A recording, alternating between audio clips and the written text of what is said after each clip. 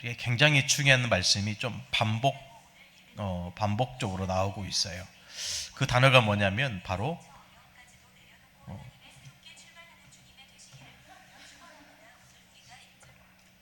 그 마이크 소리가 좀 울리는 것 같아요.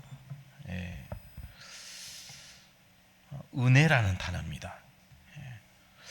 어, 우리가 말씀 본론으로 들어가기 전에 우리 서론을 통해서 가장 먼저 저와 여러분의 인생에 필요한 게 뭐냐면 하나님이 준비하신 은혜를 입는 것입니다. 하나님이 준비하신 은혜.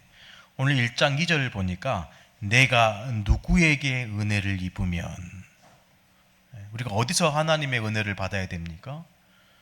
말씀 속에서요. 예배 속에서 하나님의 은혜를 받아야 됩니다. 계속 한 2, 3일 전부터 제가 기도하는 제목이 있는데, 제가 필리핀에 다녀온 지 얼마 안 됐잖아요. 다녀오고 나서 그 목회자 가정의 딸이 지금 굉장히 중한 병에 걸리게 된 거예요. 그래서 뭐 백혈구 수치가 굉장히 떨어지고 굉장히 목숨까지 위태할 지경까지 온 것 같은데, 대부분 뭐 이제 어려운 사람들은 거의 뭐 죽어 나간다고 그래요. 그래도 하나님의 은혜 속에 또 기도하는 또 이 분들이 계셔서 또 돕기도 하고 뭐 이렇게 한 것 같은데, 그 목회자 가정의 아이가 저희가 돌아오고 난 이후에 그런 뭐 팔에 뭐 링겟줄을 꽂고 있는 거 보니까 가슴이 안 좋더라고요. 마음이 안 좋아요. 계속 기도하는 거예요. 그래서 아무래도 뭐 계속 얘기할 수밖에 없고 또 도움을 구할 수밖에 없는데, 그 미식한, 여러분 사진 보셨듯이 얼마나 미래가 있는 렘넌트 아니겠습니까? 필리핀 복음화를 위해서 하나님이 축복하시고 또 세워가시는 굉장히 중요한 어린 제자인데, 제자를 위해서 좀 기도해야 되겠다. 뭐 아침에도 제가 장로님께 전화를 드려서 좀 도울 수 있는 방법이 없겠습니까? 여쭙기도 했는데요. 제가 이렇게 연락 오는 것 보니까 한 80만 원 정도 병원비 치료비가 드는 것 같아요. 그래서 뭐 같이 기도하시자고 그랬어요. 근데 제 마음 한구석에 계속 기도가 되더라고요. 그래서 일단은 제 마음에 오늘 여러분들도 기도하시는 분들이시기 때문에 마음에 감동되시는 분들은 좀 헌신해 주시기를 좀 부탁을 드리고 싶은 거예요. 그래서 뭐 어떻게 해서든지 우리가요, 뭐 도울 때가 많이 있잖아요. 기도할 것도 많고 우리의 손길이 필요한 것도 많은데, 거기에 우리가 심부름할 수 있다는 게 진짜 은혜가 아닌가. 그래서 하나님이 준비하신 은혜를 입어야 됩니다. 우리가 예배하지만 저도 이 자리에 서 있지만 계속 그 아이를 위해서 기도하게 돼요. 말씀 전하는지만 계속 그 아이가 생각나고요. 어떻게 그 아이를 좀 돌볼 수 있을까, 이런 생각이 많이 듭니다. 우리의 도움이 사람의 손에서 나오지 않아야 되겠죠. 우리가 도움이 필요하니까 사람을 찾아가고 내 방법 쓰는 게 아니고 하나님의 은혜를 간구하는 우리들 자신이 돼야 될 줄로 믿습니다.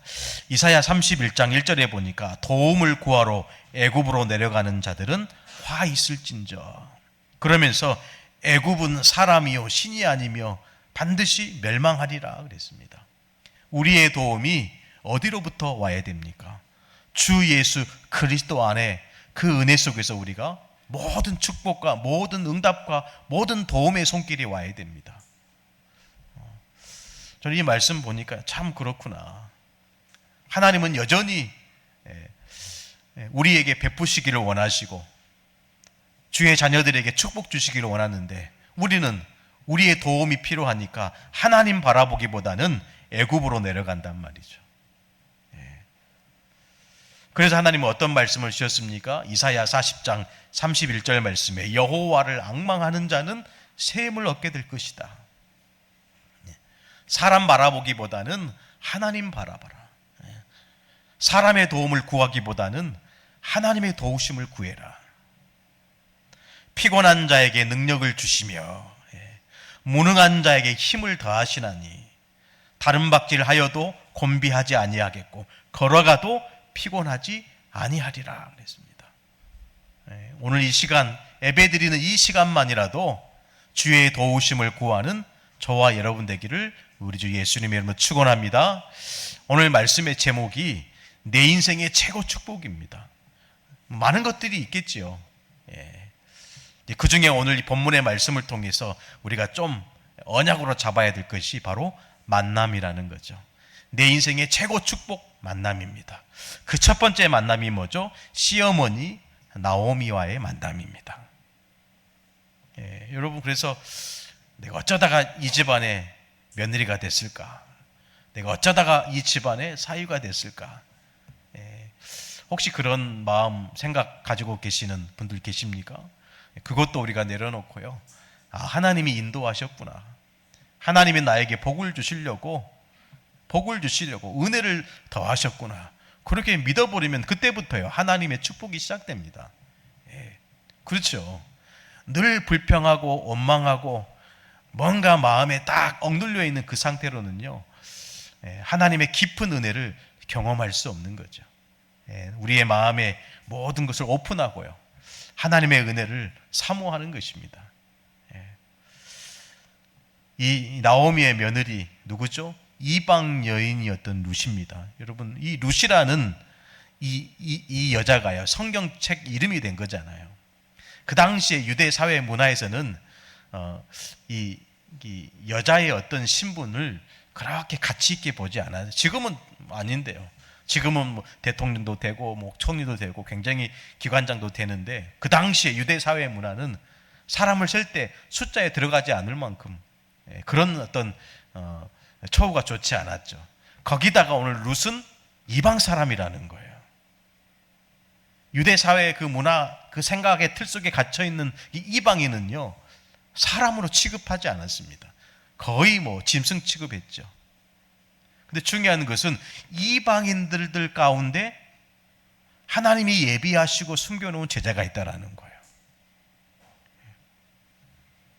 그리고 뭐 흔히들 아시듯이 여리고성에 누가 있었습니까? 기생라, 똑똑하고 뭐 가문 뭐 배경이 있는 그런 사람이 아니었어요. 기생이었던 라합. 이 사람이 소문을 듣고 하나님을 믿게 된 겁니다.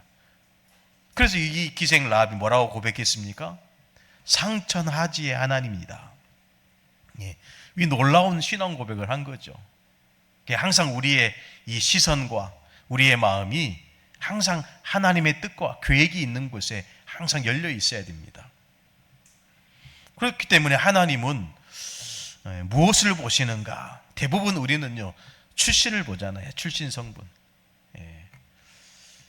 그래서 많은 사람들이 이 놀라운 기쁨의 복음의 소식을 전했는데 다들 놀라워하는 거죠. 저 나사렛에 무슨 선한 것이 나겠느냐? 저 베들레헴 유대 땅에 저 나사렛 동네에 우리를 구원할 구세주가 나셨다. 이런 복음을 전하는데요, 대부분 유대 사람들이요, 저 나사렛에 무슨 선한 것이 나겠느냐? 사람들 대부분 그렇습니다. 어디 출신이야? 어떤 집안이야?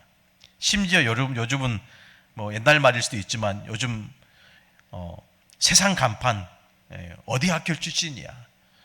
그게 사람의 기준이고, 사람이 어떤 것을 우리가 선택할 때 굉장히 중요한 기준이 되겠지만, 하나님의 기준은 다른 데 있습니다. 하나님의 기준은 어디에 있습니까? 믿음입니다. 출신 성분이 다르다 할지라도 거의 뭐 선한 것이 나오지 않는 그 땅이라 할지라도 하나님이 보시는 기준은 딱 한 가지입니다. 믿음과 마음 중심입니다. 왜 하나님은 룻을 선택하셨을까요? 믿음을 보시고 마음 중심을 보신 거예요. 오늘 또 하나님이 저와 여러분에게 누구에게 은혜를 주시겠습니까? 믿음 가진 자에게 마음 중심을 보시고 하나님이 물붓듯이 엄청난 이 복음의 은혜를 쏟아 부어주실 줄로 믿습니다. 그러니까 어떤 응답을 받습니까? 엘레멜렉 가문의 며느리로 들어가게 된 거예요. 복음의 가문에 중요한 응답을 받게 됐다라는 거죠. 복음 가문을 만난 것이 얼마나 큰 축복입니까? 할렐루야. 저를 보세요. 복음 가문을 만나는 게 얼마나 축복이에요. 그렇게 믿어지지 않습니까? 3, 4대가 하나님을 믿는 복음 가문이 있다는 거 얼마나 감사한 일입니까? 그 은혜를 우리가요, 늘 기억하면서 감사하며 살아야 되겠죠. 이 이방인이었던 룻, 하나님을 전혀 몰랐던 이 룻이 복음 가문을 만난 거예요. 이번 한 주가 우리가 한 주를 살아가면서 지난주부터 우리 사랑하는 사람들과 함께 식사도 하고, 그동안 하지 못한 이 밀려있는 많은 이야기도 나누면서 얼마나 사랑을 나누었습니까? 이번 한 주간도요, 내가 복음 가문을 만났구나. 그곳으로 우리가 만족하고 그곳으로 하나님의 은혜를 누려야 되겠죠. 저주와 재앙 속에 지옥 갈 운명으로 불행하게 살아가야 되는데 하나님의 놀라운 사랑으로 이 모압 여인 룻이 복음 가문을 만나게 된 거예요. 이게 우리가 누려야 될 첫 번째 만남의 축복입니다. 나오미를 통해서 살아계시고 지금도 나와 함께 하시는 하나님을 만나고 믿게 된 겁니다. 그 중에 여러분, 이 나오미에게는 두 사람이 있었잖아요, 며느리. 그 중에 첫 사람은 누구죠? 오르바였습니다. 여러분, 성경을 한번 읽으시라고 그랬는데 읽지 않았다는 증거가 지금 나오고 있는 거예요. 오르바. 오르바는 어떤 선택을 했습니까? 떠나갔어요. 떠나갔습니다. 그래서 이 룻기서에 우리 신앙에 굉장히 중요한 세 가지 가르침이 있는 거죠. 다시 모압 땅으로 돌아가느냐, 아니면 메맞고 베들레헴 땅으로 오느냐, 세 번째는요, 끝까지 믿음을 지키느냐. 이 세 가지 우리 영적인 믿음의 가르침이 들어있는 것입니다. 그러나 중요한 것은 첫 번째 만남의 축복을 통해서 복음에 대한 중요한 은혜를 저와 여러분이 누리지 않으면 안 된다라는 거죠. 뭐라고 고백했습니까? 어머니의 백성이 나의 백성입니다. 어머니의 하나님이 나의 하나님이 되십니다. 17절의 말씀 보니까 어머니께서 죽으시는 곳에 나도 죽어 거기 묻힐 것이라. 복음운동, 선교운동에 내 뼈를 묻겠다. 그런 고백하는 저와 여러분이 돼야 될 줄로 믿습니다. 하나님을 몰랐던 룻이 시어머니 나오미를 통해서 하나님을 알게 되고 위대한 신앙을 믿음의 유산으로 딱 갖게 된 겁니다. 어머니가 묻히는 그곳에 나도 내 뼈를 묻겠다. 그러니까 우리는 어떤 고백이 돼야 됩니까? 내가 이 복음운동, 선교운동, 렘넌트 운동에 내 뼈를 묻겠다. 그런 신앙 고백이 돼야 되겠죠. 그러면서 1장 18절에 보니까 나오미가 룻이 자기와 함께 가기로 굳게 결심함을 보고, 여러분, 믿음은요 보여지는 겁니다. 믿음은 보여지는 거예요. 뭐 요즘은 뭐 그런 분들도 많이 있더라고요. 무조건 말만 하면 그리스도야. 밥 먹을 때도 뭐 그리스도. 반찬이 막 나온 거, 야 그리스도. 그러지 않기를 예수님으로 축복합니다. 어떤 때는 그런 것도 필요한데요. 어떤 때는 표시 안 나게 할 때가 너무 중요할 때가 많아요. 그렇죠? 그러면 우리 안에, 우리의 삶 속에 그리스도의 향기가 나오게 돼요. 근데 막 이렇게 막 그리스도, 이것도 그리스도, 저것도 그리스도 하면요, 미쳤다고 그래요. 삶을 통해서 이 시어머니 나오미가요, 삶을 통해서 살아계신 하나님을 전달한 거죠. 이런 고백, 이런 결심이 나오게 되는 거죠. 이 축복과 은혜가 저와 여러분의 있기를 예수님의 이름으로 축복합니다. 두 번째 만남의 축복이 뭡니까? 기업 물을 자 보아스를 만나게 된 거예요. 기업 물을 자. 나중에 여러분 이후에 다른 장에서 기업 물을 자에 대해서 자세히 좀 말씀을 하려고 합니다. 그러나 오늘 이 장에서는 기업 물을 자에 대한 중요한 내용이 나오지 않기 때문에 말씀만 드리고 넘어가는데요. 이 기업 물을 자 보아스는 어떤 인물이었습니까? 오늘 2장 1절에 보니까 나오미의 남편 엘리멜렉의 친족이라고 합니다. 엘리멜렉의 친족. 사실은 나오미의 집안이 뭐가 끊겨졌어요? 대가 끊겨졌어요. 대가 끊어진 거예요. 기업 물을 자가 없는 거예요. 그런 중차대한 상황 속에서 하나님은 엘리멜렉의 친족 기업 물을 자 보아스를 딱 예비해 두신 거죠. 이 보아스라는 인물을 보니까 요세푸스에 따르면 이 보아스는 엘리 시대에 살았다라는 거예요. 여러분 다 아죠? 엘리 제사장 어떤 인물인지 잘 아시죠? 그 타락하고 교회가 영적인 힘을 빛을 잃어가는 그 시대에 하나님은 보아스를 통해서 누구를 준비하고 계십니까? 다윗이요. 너무 중요합니다. 그 이름의 뜻이 뭐냐? 그 안에 능력이 있고 힘이 있다라는 뜻이 있어요. 그 보아스의 이름의 뜻이 그 안에 능력이 있고 힘이 있다. 근데 이 사람은 이렇게 눈에 보이는 설명은 이렇게 보이지만 오늘 2장 4절에 보니까 마침 보아스가 베들레헴에서부터 와서 이삭 베는 자들에게 이르되 여호와께서 너희와 함께 하시기를 원하노라. 지금 밭에 일하는 이삭 베는 자들을 바라보면서 이렇게 얘기하지 않았어요. 열심히 일해야 돼. 놀면 안 돼. 열심히 공부해야 돼. 이렇게 말하지 않고 뭐라고 얘기했습니까? 여호와께서 너희와 함께 하시기를 원하노라. 이게 전도자입니다. 우리의 모든 삶의 방향을 바꿔야 됩니다. 우리가 현장에 가서 입을 벌려서 처음 전한 말씀이 어떤 말씀이 돼야 되겠습니까? 오늘 이 보아스는요, 중요한 현장에 가서 중요한 말을 메시지로 전한 겁니다. 여호와께서 너희와 함께 하시기를 원하노라. 이런 전도자의 축복을 우리가 누려야 되겠죠.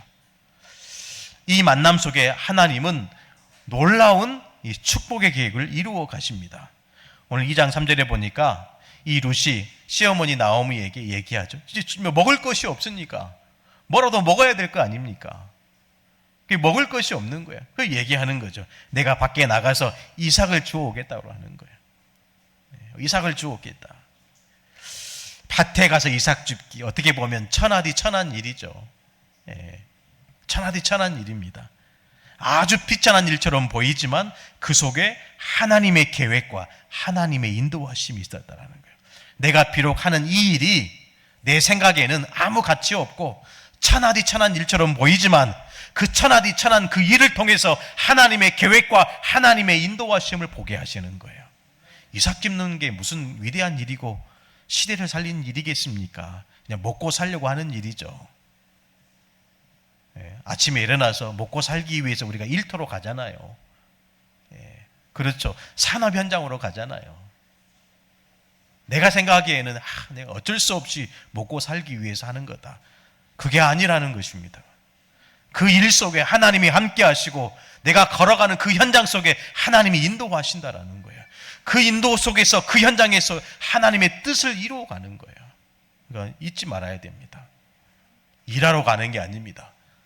뭘 이루러 가는 거죠? 하나님 나라와 하나님의 뜻을 이루어가는 겁니다. 3절에 보니까 룻이 가서 베는 자를 따라 밭에서 이삭을 줍는데 우연히 엘리멜렉 친족 보아스에게 속한 밭에 이르렀더라. 여기서 굉장히 중요한 단어가 나오는데 어떤 단어일까요? 우연이라는 거예요. 우연히. 왜 이 성경은 이 중요한 구절에 우연이라는 단어를 왜 썼을까요? 진짜 우연이라는 것을 강조하기 위해서 우연이라는 단어를 썼을까요? 아니면 그 이면에 있는 다른 것을 우리에게 강조하기 위해서 썼을까요? 저는 후자라고 생각합니다. 우연히가 아닙니다. 그렇죠. 우연히가 아니에요. 대부분 우리가 우연히 어쩌다가 착각입니다. 하나님의 인도고 하나님이 저와 여러분과 함께 하신 겁니다. 우연히가 어디 있겠습니까? 다 하나님의 계획인 거죠. 근데 오늘 성경을 보면 우연히, 절대 우연히가 아닙니다. 저와 여러분의 인생에 우연은 없습니다. 다 필연이고 다 절대입니다. 그것이 우리가 믿음 갖고 보면 당연한 것입니다. 그 우연히 갔는데 누구의 밭에 들어가게 된 거예요? 보아스 밭에. 보아스 밭에 가게 된 거예요. 저는 이 룻기서를 보면서 야, 하나님이 그냥 너 여기로 가. 그러면 끝나는 거 아니에요. 근데 인생이 그렇지가 않습니다. 무당처럼 이거 해야 돼. 이거 하면 안 돼. 이거 하면 죽어. 그럴 수가 없어요, 하나님은요. 뭘 가장한 하나님의 계획이요? 우연을 가장한 하나님의 계획입니다.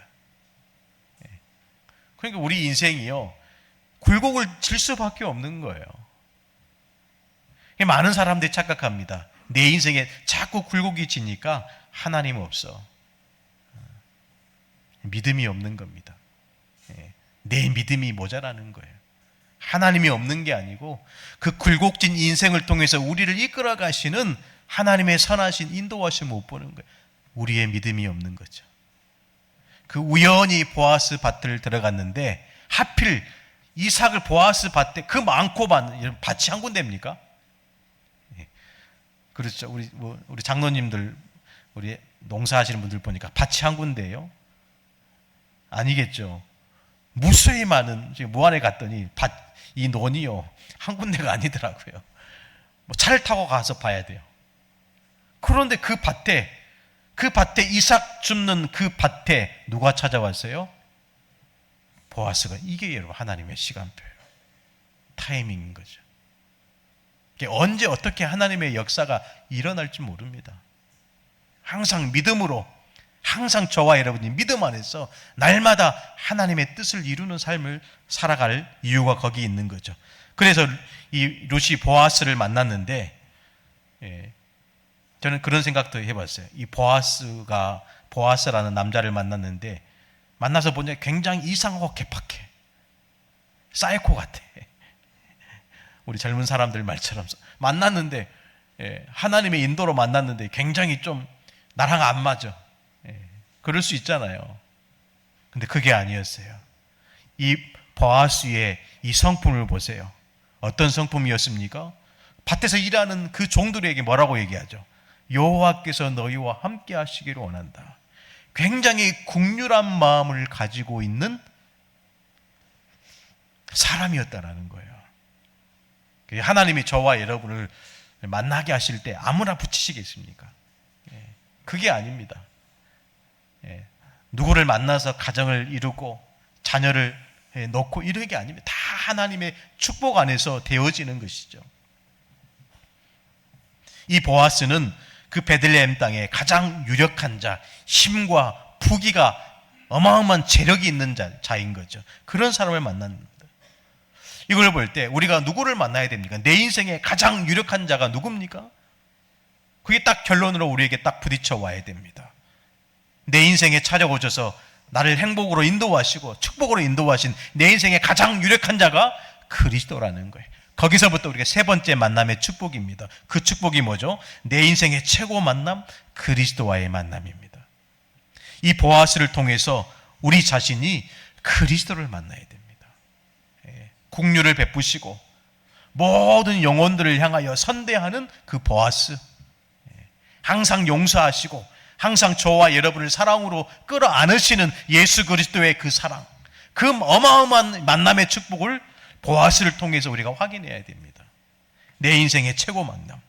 이 보아스는 누굽니까? 기업 물을 자라는 거예요. 기업 물을 자.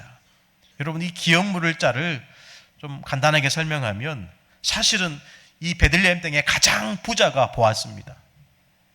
그런데 이 엘리멜렉의 기업 물을 자가 되는 그 순간 자기의 이름이 없어지는 거예요.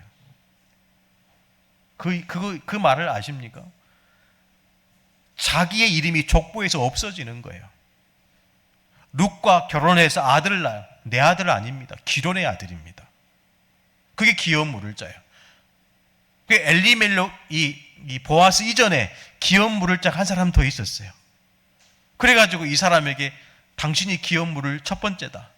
그러니까 이 엘리멜렉의 재산이 내 것이 될 줄 알고 환영한 거죠. 근데 자세히 들어보니까 기업 물을 자가 그런 뜻이 아닌 거예요. 이제는 지금까지 살아왔던 내 이름으로 살지 못하는 겁니다. 가정을 꾸리고 아들을 낳아도 내 아들이 아닌 거예요. 그런데 기꺼이 보아스는 지금까지 살아왔던 모든 인생의 배경과 내 명예와 나의 모든 것을 내려놓고 그 속으로 들어가는 거예요. 이 보아스가 의미하는 것이 바로 그리스도입니다. 기업 물을 자.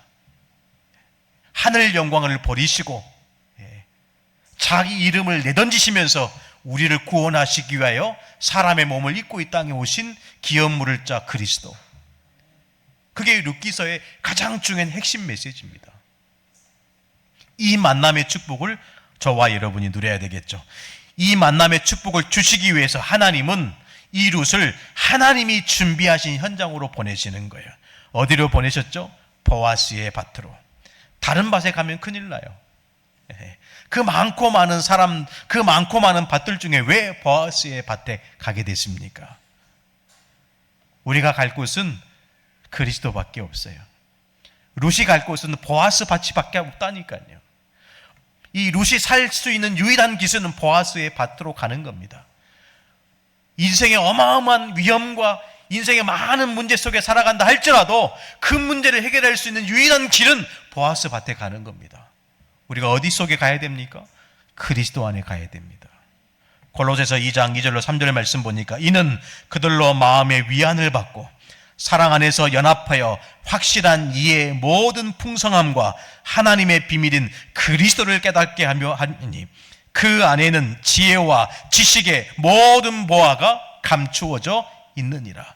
이것이 우리가 가야 될 보아스의 밭입니다. 그리스도께 가야 돼요.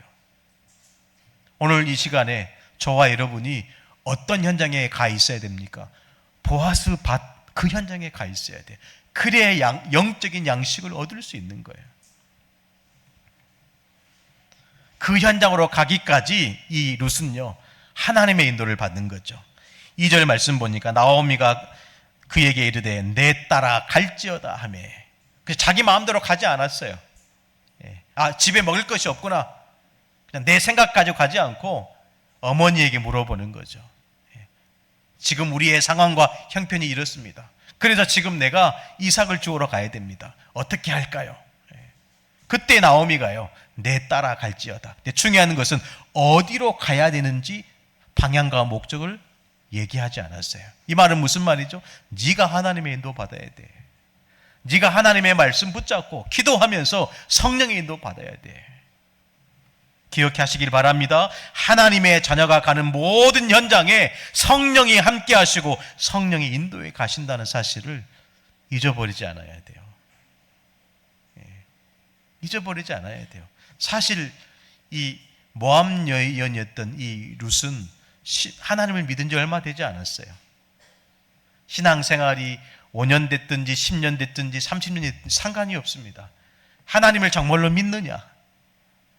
문제 속에, 어려움 속에, 갈등 속에, 위기 속에, 많은 그 극심한 상황 속에 내가 벼랑 끝에 서 있다 할지라도 그 속에 하나님을 네가 믿느냐?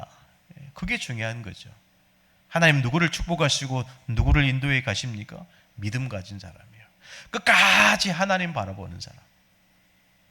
그러기 위해서 하나님의 인도받기 위해서 가장 먼저 우리가 어떤 사람이 돼야 됩니까? 마지막으로 기도의 사람이 먼저 돼야 됩니다.